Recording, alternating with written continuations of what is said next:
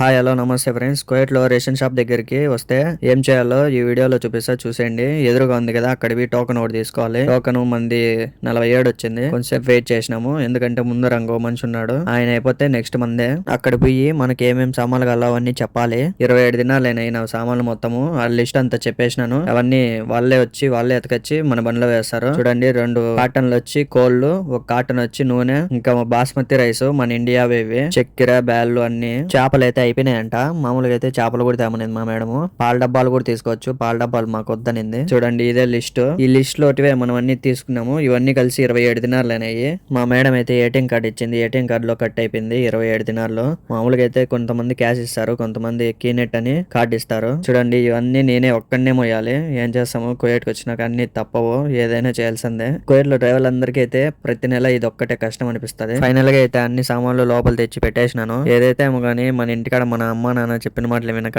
ఉంటాము. ఇక్కడైతే వినాల్సిందే వీళ్ళ మాటలు.